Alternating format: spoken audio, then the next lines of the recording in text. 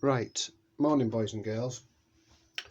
The video I want to show you today, it's been causing me some sleepless nights because what I decided to do was we'll do a mock rebuild of my gearbox before my new parts came, and when I did that I was actually left over with 3 little parts, and these are the parts in question. They're a little plunger, like a little torpedo, and there's 3. There's two big ones like this, and then there's another smaller one which is about 13mm long, half an inch long.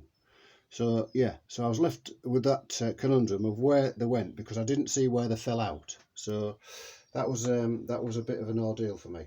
Now, thanks to another forum member, Stuart Morgan in particular, and also a fellow enthusiast on the Wolseley register, who's pointed me in the right direction.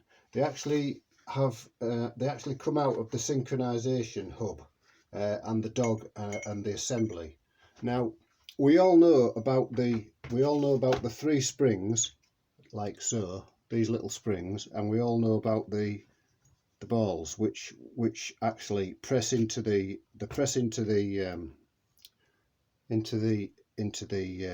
hub like that. In there, the spring goes in, the ball goes in, and that's times 3. You've got one a third of the way around of the hub, and the hub then in turn slides on here. And for those of you who've dismantled these before, you'll be aware that you've got to be, you've got to hold one in while you press the other, and so on and so on. Now, I did all that and I was still left with these 3 pieces. Now, unbeknownst to me, but thank you very much to Stuart and Andy, these plungers also go in there. Now, you might think to yourself, well, that's quite easy to solve. I can just stick them in.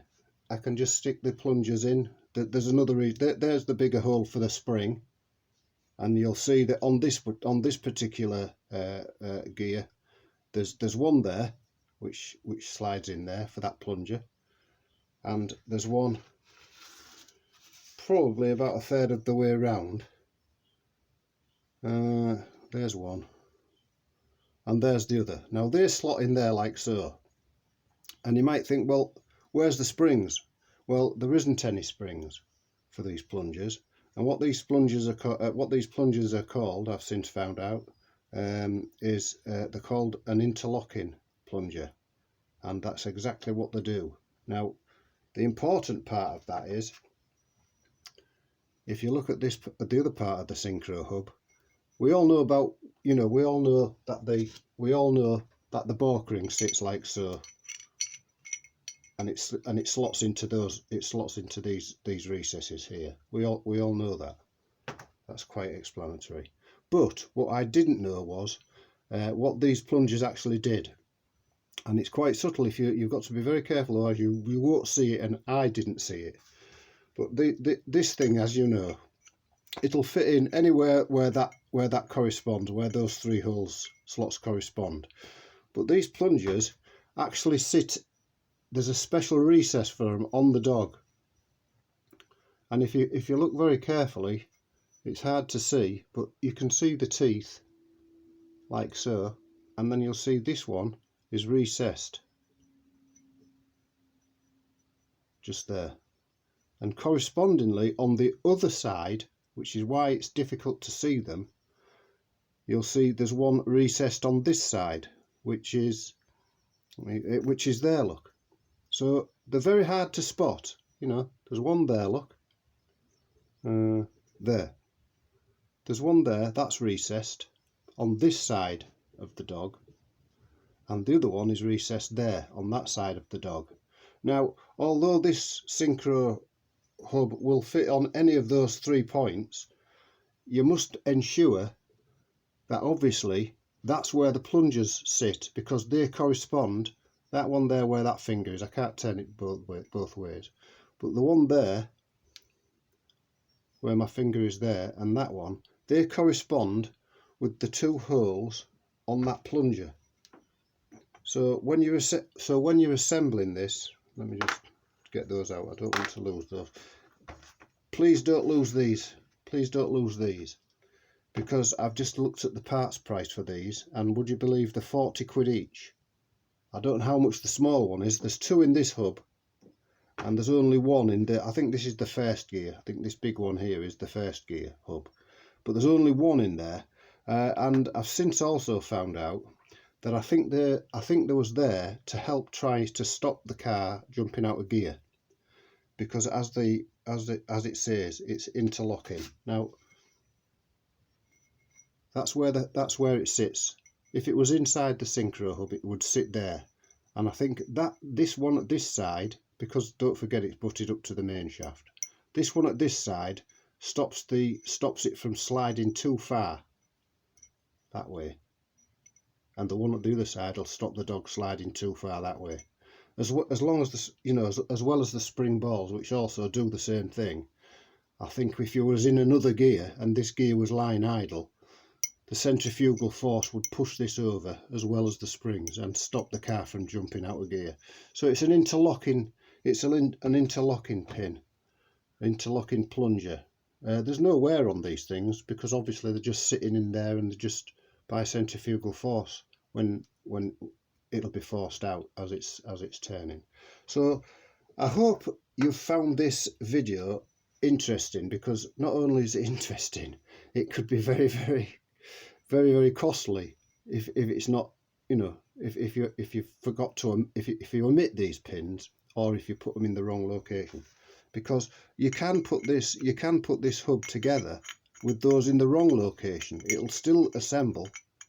Let me just show you. The hub will still assemble even if it's in the wrong.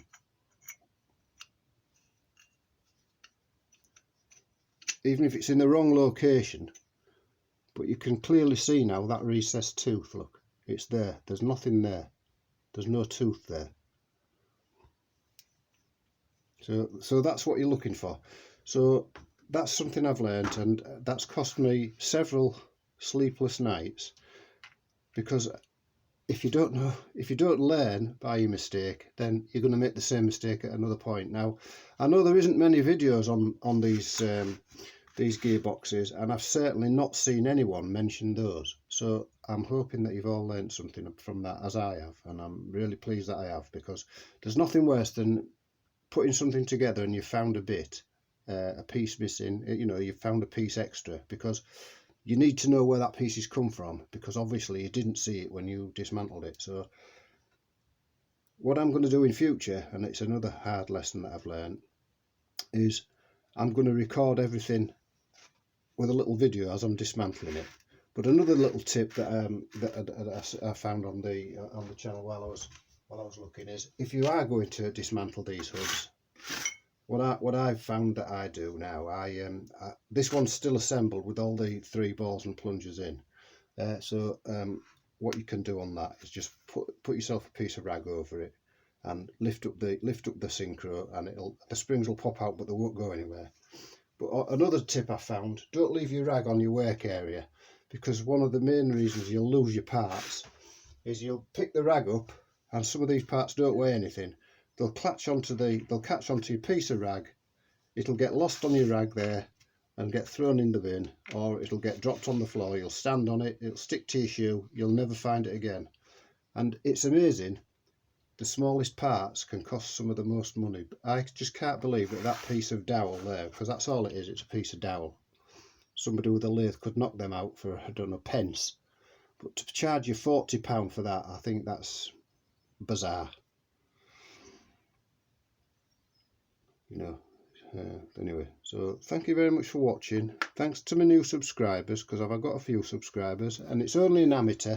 I'm only an amateur, but you know, there's nothing there showing you all this. So thank you for watching, and if you like the channel, subscribe, give us a thumbs up, because I'll make more videos if people are watching them and they're liking them. Thank you.